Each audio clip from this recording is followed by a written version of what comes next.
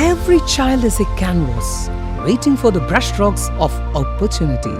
Each of them carries a dream within, a spark waiting to glow. At St. Joe's Central School, we nurture those canvas and dreams with care, creativity and confidence. Admission open for the academic year 2026-27. ഇഡിയുടെ വിരട്ടലിൽ കീഴടങ്ങാൻ ഉദ്ദേശിച്ചിട്ടില്ലെന്നും അന്വേഷണ ഏജൻസികളുടെ രാഷ്ട്രീയ പകപോക്കലിനെതിരെ അതിശക്തമായി പോരാട്ടം തുടരുമെന്നും AC Moideen വ്യക്തമാക്കി. ഇന്ത്യയിലെ BJP ഇതര നേതാക്കളെ കേന്ദ്ര ഏജൻസികൾ വേട്ടയാടുമ്പോൾ അതിനെതിരെ കൃത്യമായ നിലപാട് സ്വീകരിച്ചത് ഇടതുപക്ഷമാണെന്ന് AC മൊയ്തീൻ പറഞ്ഞു. കേരളത്തിൽ വരുമ്പോൾ ED നല്ലതും കേന്ദ്ര അന്വേഷണ ഏജൻസികൾ നല്ലതും, കേരളത്തിന് വെളിയിൽ ഈ കേന്ദ്ര അന്വേഷണ ഏജൻസികൾ മോശവും എന്നുള്ള നിലപാടാണ് കോൺഗ്രസ് അതിന്റെ അഖിലേന്ത്യാ നേതൃത്വം സ്വീകരിച്ചിട്ടുള്ളത്. നമുക്കറിയാം, ED വേട്ടയാടിയതിൽ കോൺഗ്രസ് നേതാക്കളുമുണ്ട്.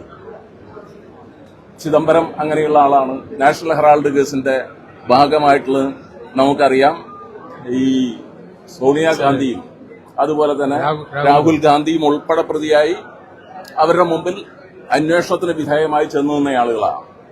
ഞങ്ങൾ അതിൽ സ്വീകരിച്ചൊരു നിലപാടുണ്ട്. ആ നിലപാട് ഇത്തരം അന്വേഷണ ഏജൻസികളെ രാഷ്ട്രീയ താല്പര്യത്തിന് വേണ്ടി വിനിയോഗിക്കുന്നത് തെറ്റാണെന്നാണ്. കമ്മ്യൂണിസ്റ്റ് പാർട്ടി അന്നും ഇന്നും ഏത് രാഷ്ട്രീയമെന്ന് നോക്കിയല്ല, ഇന്ത്യയിലെ BJP ഇതര സംസ്ഥാന ഗവൺമെന്റുകളെയും BJP ഇതര നേതാക്കളെയും വേട്ടയാടുമ്പോൾ അതിനെതിരായി നിശ്ചയദാർഢ്യത്തോടുള്ള നിലപാട് ഇന്ന് വേട്ടയാടപ്പെടുന്ന സഖാവ് പിണറായി വിജയൻ കേരളത്തിന്റെ മുഖ്യമന്ത്രിയായിരിക്കുമ്പോൾ ചെയ്തിട്ടുണ്ട്. അപ്പൊ ED വിശ്വാസയോഗ്യമായ ഒരു സ്ഥാപനമൊന്നുമല്ല. രാഷ്ട്രീയ ആവശ്യങ്ങൾക്ക് വേണ്ടി EDയെ നിരവധി വട്ടം ഉപയോഗിച്ചത് നമുക്ക് ഇന്ത്യയിൽ വിവിധ സ്ഥലങ്ങളിൽ അറിയാം. രാജ്യത്തെ എല്ലാ സാമ്പത്തിക കുറ്റകൃത്യങ്ങളും അന്വേഷിക്കാൻ ED തയ്യാറാകുന്നുണ്ടോ എന്ന് അദ്ദേഹം ചോദിച്ചു. BJP പ്രതിക്കൂട്ടിലായ കൊടകര കുഴൽപ്പണ കേസിലെ അന്വേഷണം ഇപ്പോൾ എന്തായെന്ന് വ്യക്തമാക്കണം.